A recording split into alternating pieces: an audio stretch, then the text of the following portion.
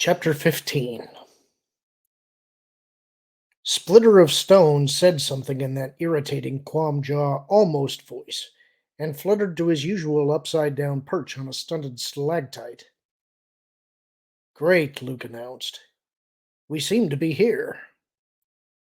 Mara raised her glow rod beam from the ground in front of her and scanned the walls of the passageway, hardly daring to believe the grueling 4-day trip was finally over. Cities or starships or even a quiet encampment under the open sky. Those were her milieus of choice.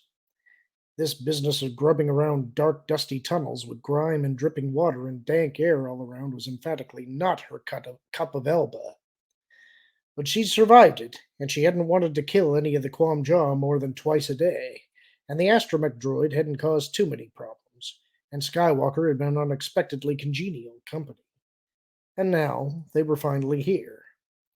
Of course, from now on they would be facing the High Tower, with all its unknown dangers. But that was all right. Danger was also one of her milieus of choice. One of Luke's too, come to think of it. "There it is," Luke said, his own searching glow rod beam settling on a patch of rock along the wall a few meters ahead down the passageway. "Just this side of that archway." "Archway," Mara repeated, frowning as she turned her glow rod that direction. Surely someone hadn't actually built an archway down here in the middle of nowhere, had they? No. It looked rather like an archway, certainly, with its more or less vertical side pillars cresting a 2-meter wide bottleneck in the cavern passageway, and its mostly circular upper arch butting up against the ceiling 3 meters above. But anything more than a cursory glance showed instantly that it was a natural formation, created by some trick of erosion or rock intrusion of long gone water flow. It was a figure of speech, Luke said, shifting his light to the formation too. Sort of brings to mind that archway in Hilliard City on Merkur, doesn't it? "You mean the big mushroom-shaped thing you did your best to drop on us?" she countered. "The one we had to grind our way through 3 days' worth of forests to get to? The one where half the stormtroopers in the Empire were sitting around waiting for us to show up?" "That's the place," he said, and she could sense his amusement at her recitation. "You left out where you wanted to kill me more than anything else in the galaxy." "I was young then," Mara said briefly, shifting her light away. "So where's this opening?" "Right there," Luke said, returning his glow rod beam to a crumpled-looking section of wall just below the ceiling.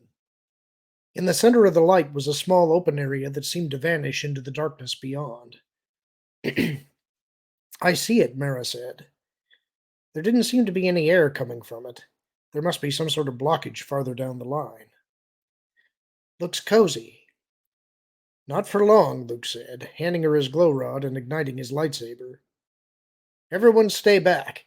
This'll probably throw rock chips around." He swung the blade into the wall, slicing into the stone. And with a sputter of green light, the blade vanished. R2 screeched, and Mara caught the flash of astonishment from Luke as he stumbled briefly before catching his balance. "What happened?" she demanded. "I dunno," he said, holding the weapon up close and looking obliquely into the end. "I thought I had it locked on. Let me try it again." He touched the switch, and with its usual snap hiss, the blade blazed into existence again. Luke watched it for a moment, then settled into a stable combat stance and again swung the tip of the blade into the rock wall. And once again, the blade cut only a little ways into the rock before sputtering away.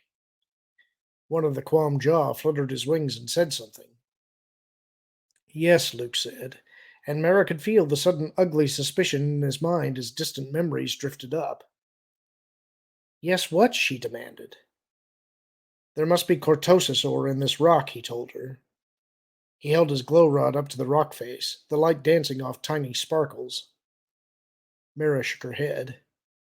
"Never heard of it." "It's apparently fairly rare," Luke said. "All I really know about it is that it shuts down lightsabers. Corin and I ran into some Force users once who'd made sets of body armor out of woven cortosis fibers. It was quite a surprise."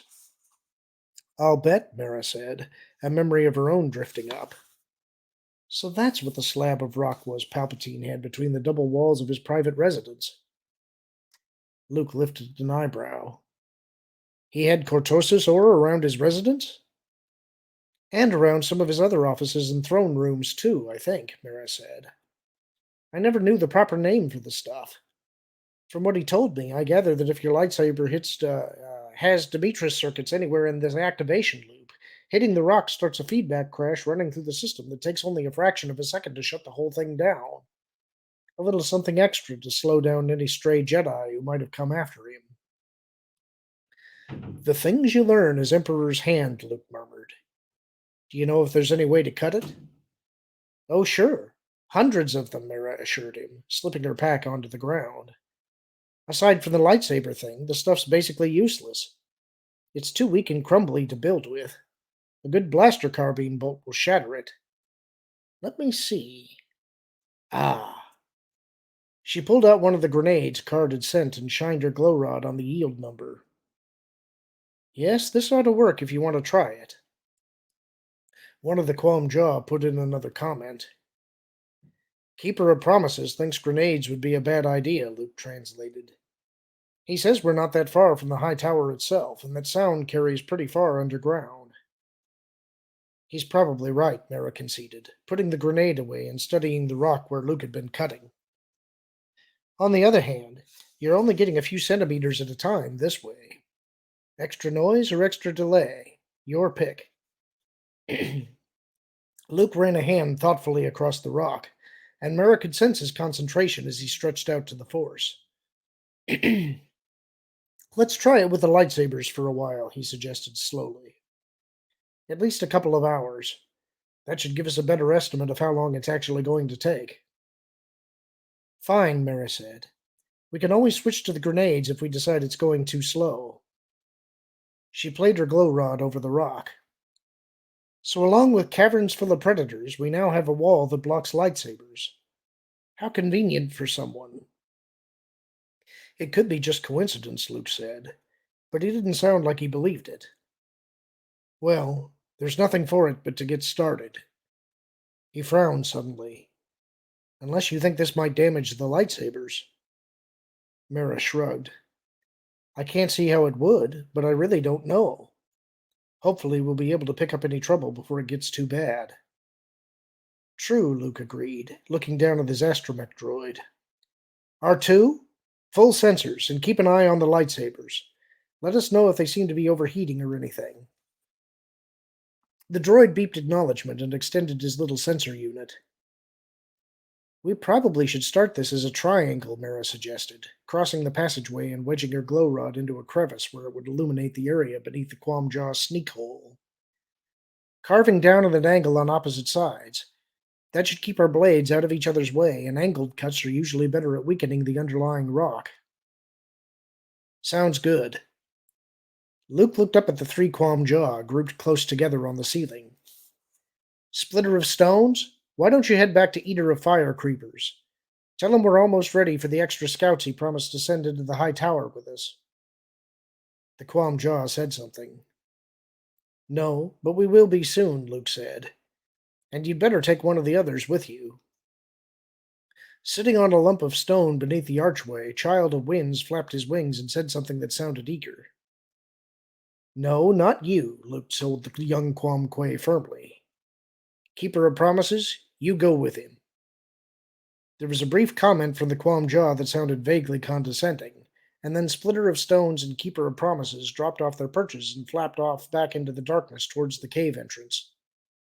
Child of Winds fired off a sarcastic-sounding shot as they left, then settled huffily back onto his rock. I'll bet I'm missing some really witty repartee here, Mara said sourly, pulling her lightsaber from her belt and taking up position to the left of the cut Luke had started. Not really, Luke said, igniting his lightsaber and moving to the opposite side. You ready? Mara ignited her lightsaber. Let's do it. They'd been at it for nearly an hour and had completed the outline for their opening when R2 suddenly squealed. Hold it, Mara, Luke called, closing down his lightsaber and wondering briefly what was wrong. He'd been concentrating closely on the weapon and hadn't even felt a hint of any problem with it. He glanced over at R2 and paused for a closer look. The droid sensor unit was extended, but it wasn't aimed at the lightsabers. It was instead pointed down the passageway ahead. Mara, he called, shifting the weapon to his left hand and pulling out his glow rod. He played it down the tunnel as behind him Mara shut down her lightsaber. And in the sudden silence, he heard a noise.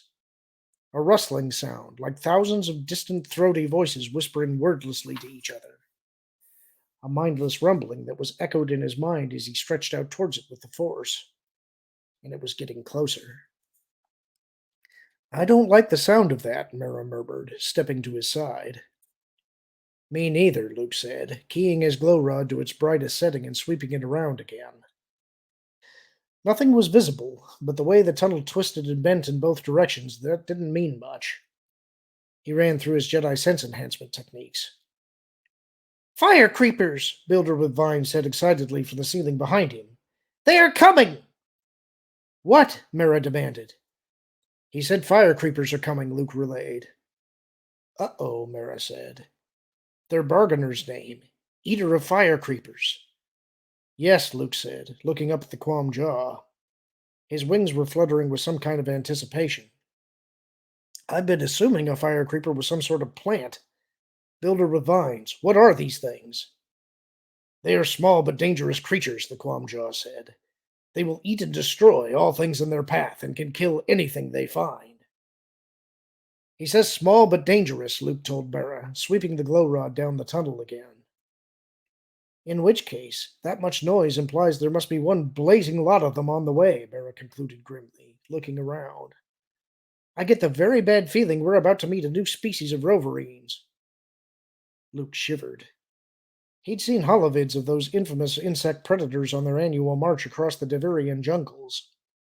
Roverines traveled in swarms of hundreds of thousands, sometimes even millions, literally stripping the landscape of every bit of plant life as they passed over it. Plant life, and any animals that were too slow or too sick to get out of their way, eating such stragglers down to polished bone. Builder with vines, how fast do they travel? He called. Too fast, Mara snapped before the Quam Jaw could answer. Look! Here they come! Luke caught his breath.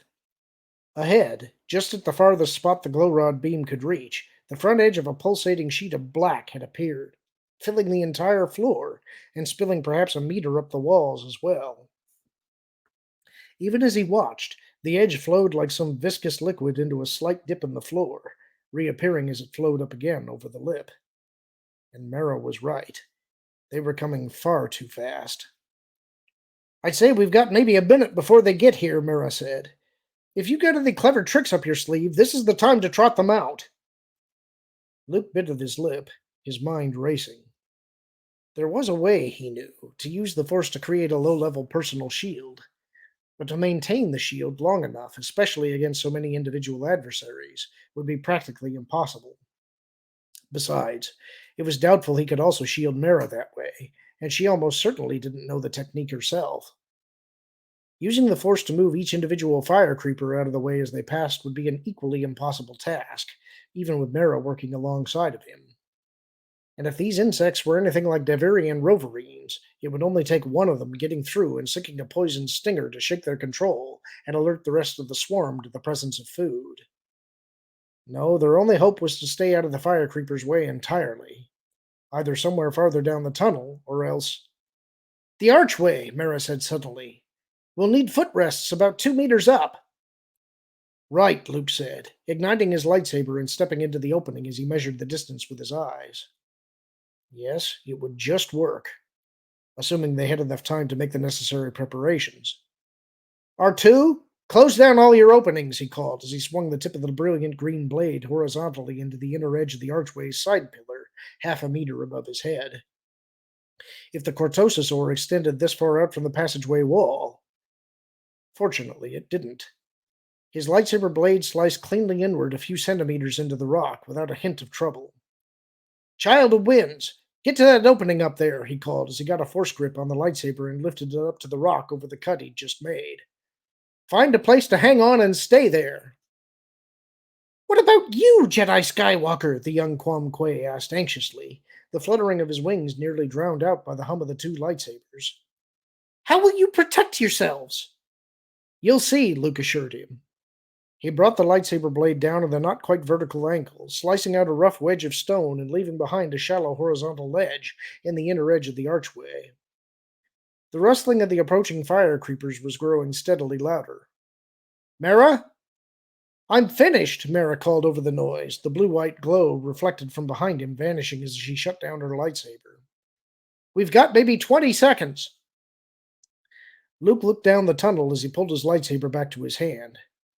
The leading edge of the swarm was barely 5 meters away, the entire passageway behind them absolutely black with the insects. I'm ready, he told her, shutting down the weapon and returning it to his belt. On three? On three, Mara said. Luke took half a step backward, and for a moment his back pressed against Mara's as they each gauged the distances and stretched out in their own ways to the Force. On three, Luke repeated, trying to ignore the sound that seemed to fill the entire passageway. Across by one wall, R2 moaned with fear. 1, 2, 3! He jumped upward towards his footrest, turning his body halfway around as he did so, and hoping belatedly that the arc of his leap wouldn't be high enough to crack his head against the curved rock above him. As he came around to face the center of the archway, he caught sight of Mara, also in midair with her back to the rock, starting to come down towards her own newly carved footrest. Her arms were stretched towards him, palms outward, as if she were reaching out to push him away. Luke got his own arms up, palms similarly outward, as their heels came thunking solidly down onto their footrests. Their palms met, their fingers intertwined.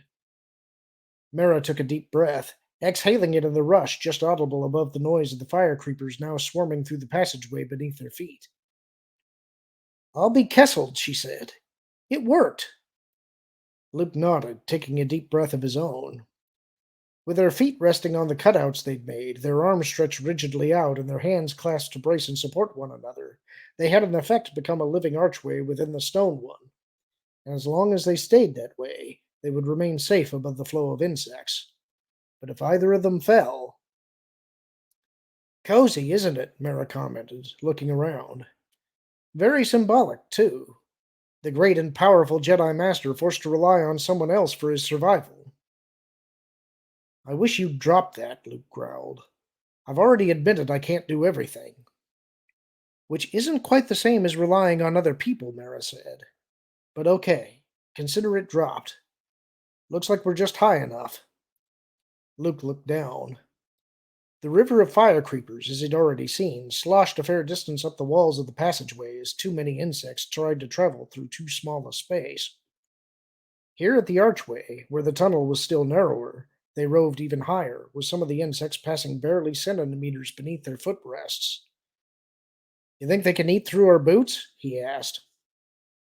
If enough of them climb aboard and start chewing, they can probably eat through anything, Mara said. And all it'll take will be one of them noticing us to wave whatever chemical flags they use to whistle up the rest of the swarm. Luke nodded grimly. So in other words, as if any of them look like they're getting close, grab them with the Force and get rid of them fast. Better still, throw them across the cave into a wall, Mara said. What I'd like to know is what they're doing down here. There can't possibly be enough food in this entire cavern complex for a swarm this size. Maybe it's a shortcut from one part of the surface to another, Luke suggested. There's that underground river we passed a ways back. Maybe they come here for the water. Could be, Mara said, peering to the side. I wish we'd had time to move our packs up off... What in space?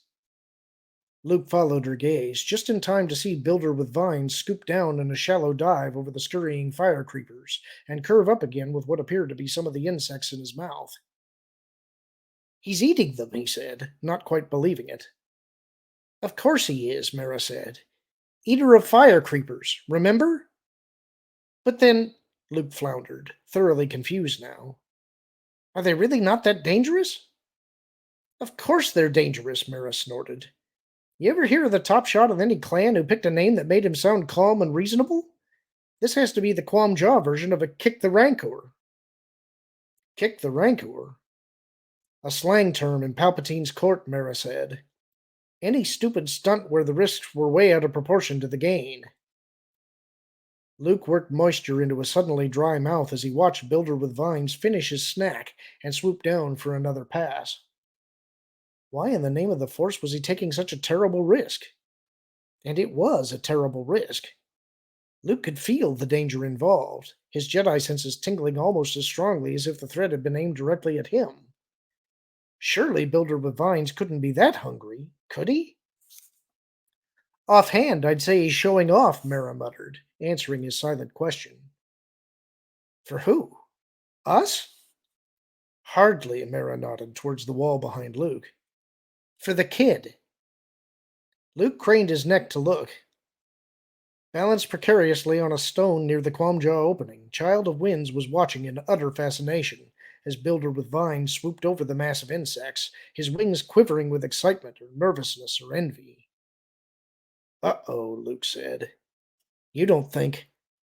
I would hope he's not that stupid, Mara said. But the Quam-Jaw have been riding him ever since we headed out on this little trip. He just might. Luke grimaced. Child of Winds, you stay where you are, he ordered, putting Jedi firmness into his voice. You're not to try to do what Builder with Vines is... And suddenly a terrified shriek screamed through his mind. What? He gasped, his body twitching violently with the shock of the sound. It's Builder with Vines, Mara bit out, her fingers tightening around Luke's to help maintain their balance. Luke looked down to a horrifying sight. Builder with Vines, his wings flapping frantically but uselessly, was struggling half submerged in the living river flowing through the passageway. Dozens of fire creepers were already crawling across his head and wings, biting and stinging.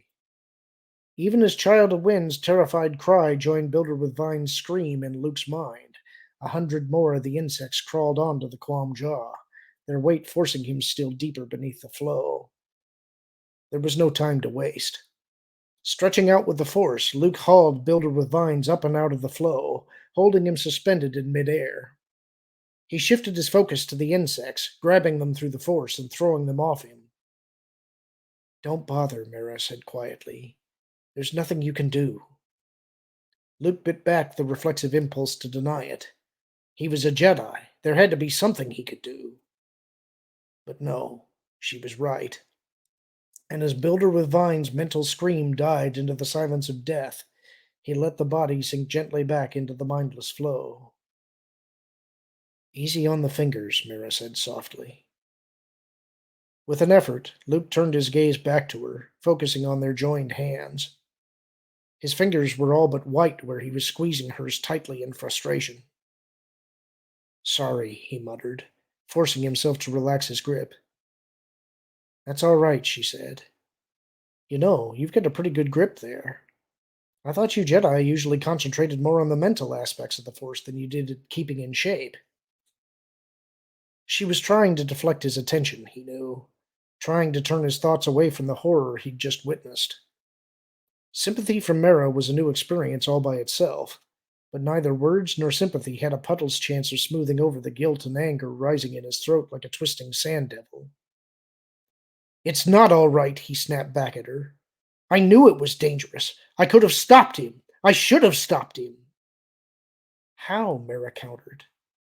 I mean, sure, you could have used the Force to pin him to the ceiling, but what right would you have had to do something like that? What do you mean, what right? Luke bit out. I was the one in charge here. Their safety was my responsibility. Oh, come on, Mara said, the sympathy still there, but with a tinge of scorn around the edges now. Builder with Vines was an intelligent, responsible adult being. He knew what he was doing. He made his choice, and he suffered the consequences.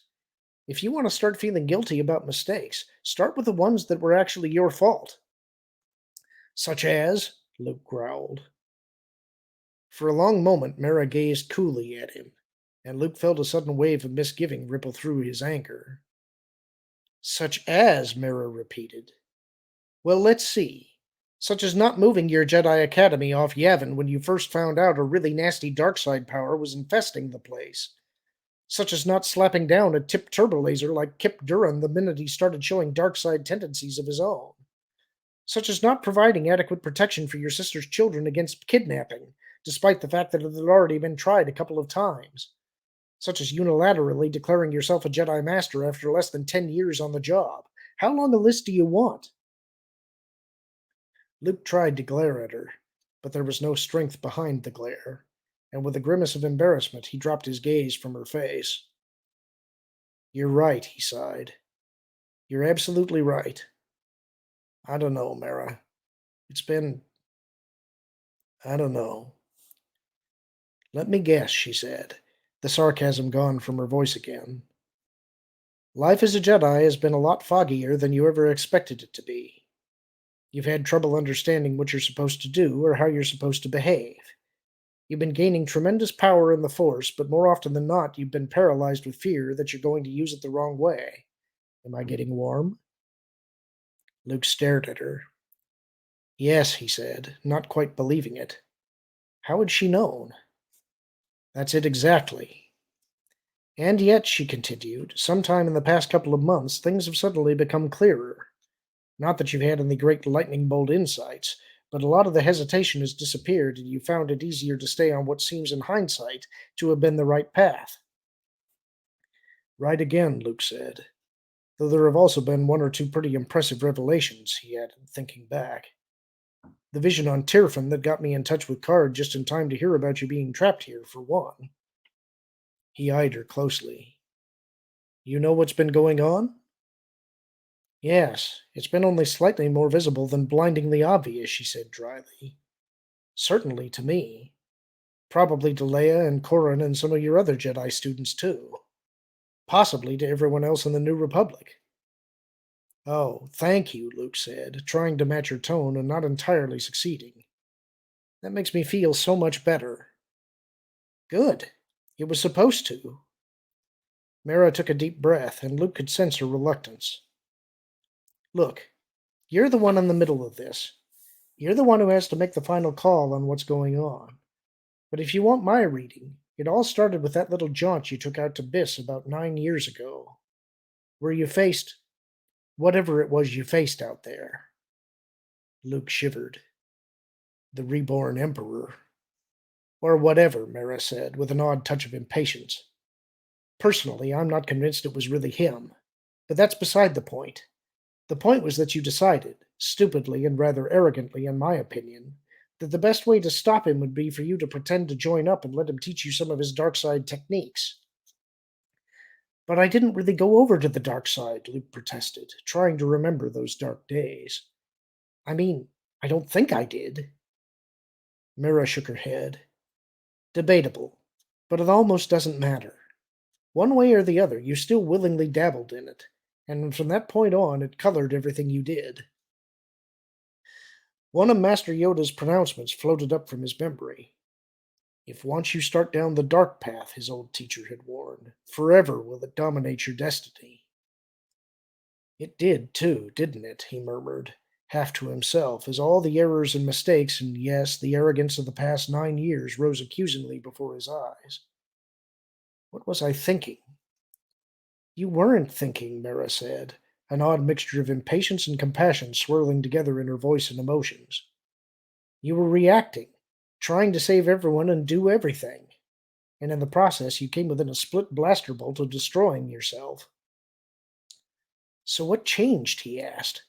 What happened? Mara's eyes narrowed fractionally. You telling me you don't know? Luke grimaced, wondering that he hadn't seen it earlier. That critical moment off Iphigenia, as he and Han had prepared for combat against the pirate gang Han had deduced was on its way.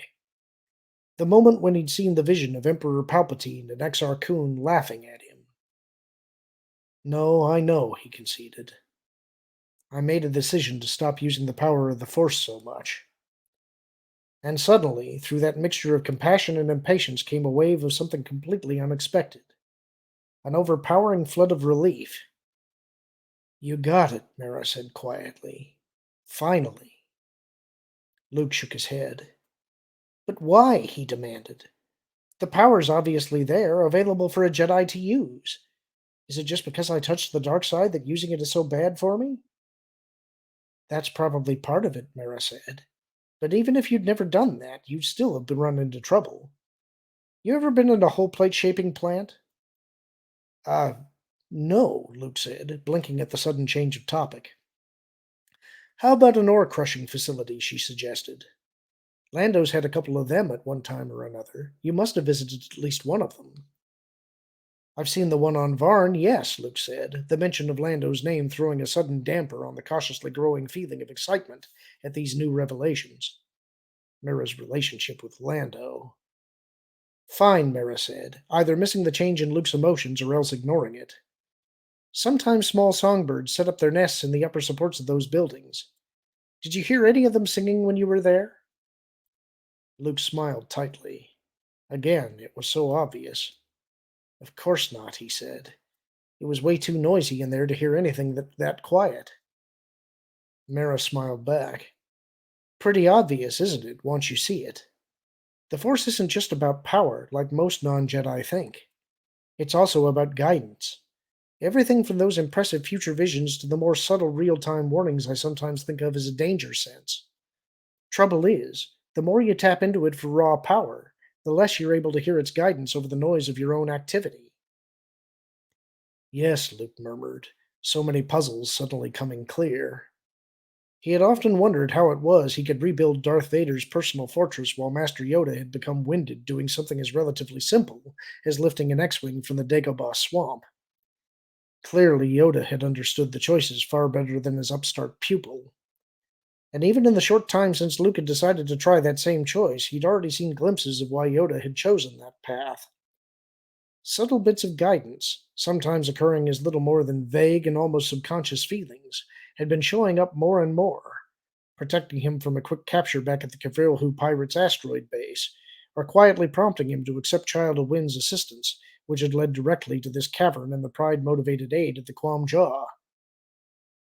I was on Iphigenia a couple of months ago helping Han with some negotiations, he said. The Diamala at the talks told Han that Jedi who used as much power as I did always ended up slipping over to the dark side. They may be right, Mara agreed. Not all dark Jedi come from botched training, you know. Some of them slip into it all by themselves. Not a very pleasant thought, Luke said soberly, thinking about his Yavin Academy, of his successes at Jedi instruction there, and his failures, especially given that I started teaching under dark side influence. Yes, I noticed that too, Mara agreed. Possibly one of the major reasons you didn't do very well with that first batch of students. Luke made a face. Is that why you didn't stay? That, and the changes I saw in you, she said. You didn't seem interested in listening to any warnings about what you were doing, and I decided that when it collapsed around you, it wouldn't do either of us any good if I got caught in the rubble too. She shrugged. Anyway, Corran was there, and he seemed to have his head bolted on straight. He wasn't there very long, though, Luke murmured. Yes, I found that out afterward. Pity. For a moment, neither of them said anything. Luke craned his neck to peer to the side, wondering if the end of the fire creeper swarm was visible yet. This introspection was both embarrassing and painful, and besides, they had urgent work to do. But the black carpet still stretched as far as the passageway's turns and irregularities permitted him to see. What about you? He asked, turning back to Mara again. You were the Emperor's hand. Why hasn't your life been dominated by the dark side? She shrugged uncomfortably. Maybe it has. It certainly was from the time Palpatine took me from my home till I got rid of that last command he jammed into my mind. Her gaze clouded over oddly, as if she were looking into some private place within herself. Though it's funny, somehow. Palpatine never really tried to turn me to the dark side. At least not the way he turned Vader and tried to turn you. Actually, I don't think I was ever really in the dark side at all. But everything you were doing was the Emperor's work, Luke said. If he was on the dark side, shouldn't you have been too? Mira shook her head. I don't know, she admitted, but I wasn't. Her gaze came back, and Luke could sense the protective barrier going up again, as if she'd suddenly realized her private feelings had been a little too visible. You're the Jedi Master. You figure it out. I'll work on it, Luke promised. Yes, the barriers were back up, but not as high as they'd once been. Not nearly as high.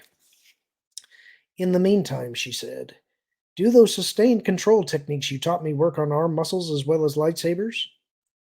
Luke focused on her arms, noticing for the first time that they were trembling slightly with muscle fatigue. They do okay, he said, but for muscles there's a better technique. Let me show you.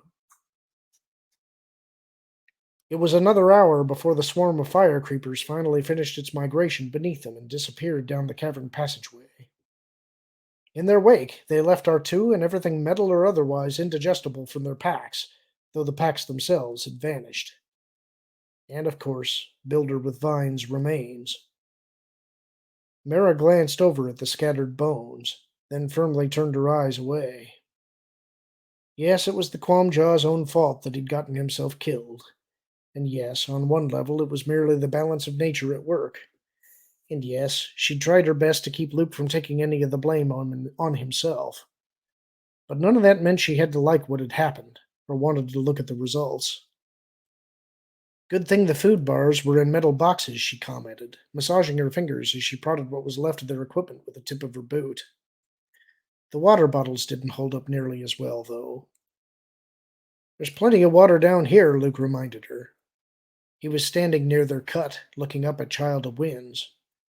We just won't be able to carry extra supplies with us. It's all safe now, Child of Winds. You can come down.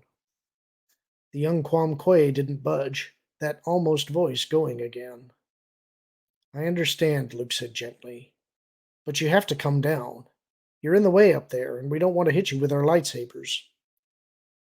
For a moment, Mara thought Child of Winds would decide he preferred to stay high up off the floor and take his chances with the lightsabers. Then, with clear reluctance, he spread his wings and fluttered down to a slightly awkward perch on top of the droid's dome. What now? Mara asked, crossing to Luke's side. Back to hack and slash? Luke shrugged. The wall's not going to fall apart on its own, he said, unless you think we ought to risk using the grenades. Mara peered down the passageway. Nothing was visible, but after that fire creeper swarm, she was feeling a little spooked herself. Let's stick with the lightsabers for now, she suggested. If Splitter of Stones gets back with the reinforcements before we're finished, we'll consider it. Sounds good, Luke agreed, pulling his lightsaber from his belt and igniting it. R2, keep an eye out for any more trouble. The droid warbled a slightly nervous acknowledgement and extended his sensor unit again, nearly knocking Child of Winds off his perch as he did so. Okay, Luke said, taking his position to the side of their cut again. Let's get started. Right, Mara said, igniting her own lightsaber. Luke's lightsaber slashed and died. Mara's followed similarly. And that, she realized, was that. They'd had the conversation she'd known was coming, and had been dreading since he first arrived here. And while he'd obviously not exactly been thrilled by the realization of how badly he'd wrecked the past few years, he'd taken the news better than she'd expected him to. The question now was what he would do with this newfound knowledge. Whether he would take it solidly to heart and commit to what he now knew was right, or whether the lure of power and quick solutions would eventually drag him back to the easy path, the dark path. She would just have to wait and see. And that's the end of the chapter. Hope you enjoyed it. Talk to you soon.